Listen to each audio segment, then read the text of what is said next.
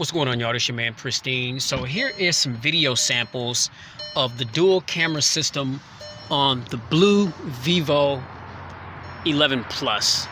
Down here at the park, down the street from the house. Beautiful day here in Seattle, Washington. As the summer's getting ready to wrap up, we're still having some really nice weather, mid-70s, nice breeze.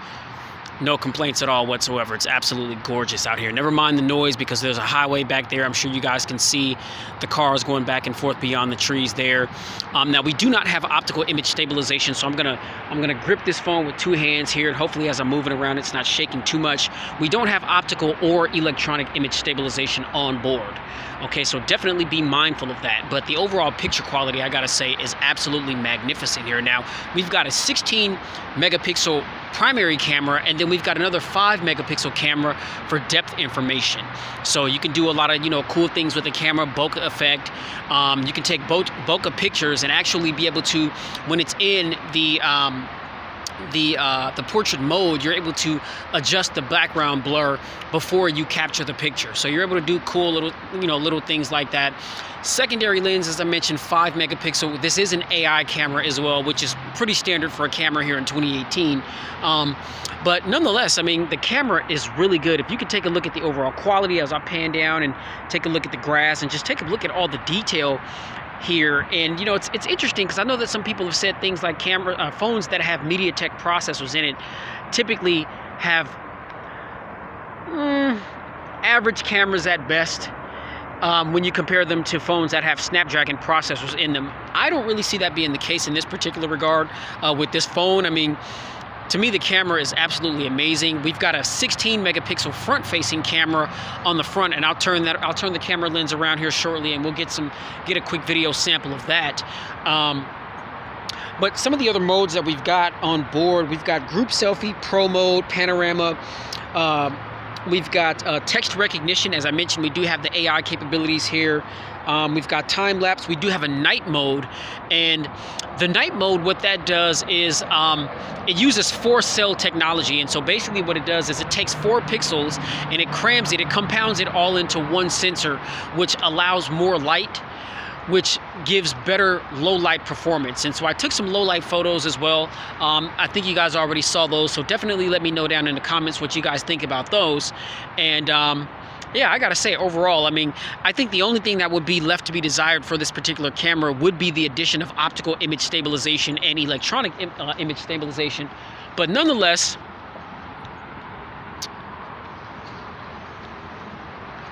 things seem to be moving nice and fine, of course.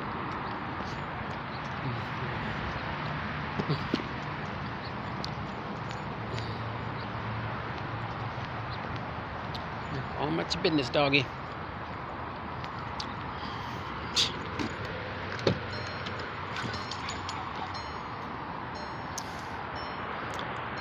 These people just have these loose dogs out here.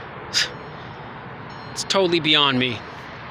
Don't like dogs, never been a fan. I got attacked when I was a kid. My wife and my child got attacked by one of our neighbor's dogs last summer. And I don't want to pop no dog, but I keep that thing on me, y'all.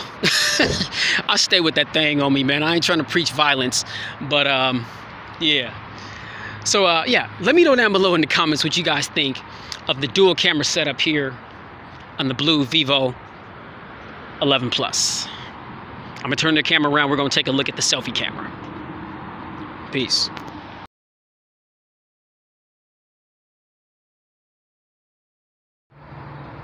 All right, y'all, so here's the 16 megapixel shooter on the Blu Vivo 11 Plus.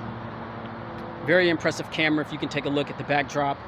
Beautiful day here, Seattle, Washington. Get a good look at the trees and just look at the overall detail, the overall color reproduction. Look at me, my shirt, just how everything pops. Everything is just on point as it ought to be. Things don't appear to be oversaturated at any point. Now, I have taken some photos where that sometimes is the case, but it's not that bad at all. Low light photography, I put a few images there for you guys to check out. I've seen better, but I've also seen worse. I mean, it's not the best performing camera in low light circumstances, but it's not the best, but it's not the worst. I mean, so some low light photos come out good, others come out just kind of you know, just a little shaky. But that's to be expected from a lot of cameras that are on cell phones. I mean, I've yet to find one phone that doesn't struggle a bit in low light situations. And so when you get phones like the Pixel 2 XL or the Samsung Galaxy S9 or the Note 9, you know, they've got that dual aperture effect that can basically change the aperture setting to allow more light in. Those take some really good low light photos, but still, I can't say that those are entirely perfect.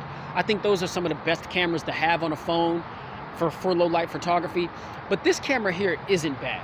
Okay, so now I'm just gonna move around, okay, so you guys can just take a look at just how it is. Like I said, we don't have optical image stabilization, nor do we have electronic image stabilization on board, so that's something that we're gonna have to do without, ladies and gentlemen. Yes, I know, I wish they would have implemented that on there, because that makes for a smooth video recording experience, especially if you're moving around.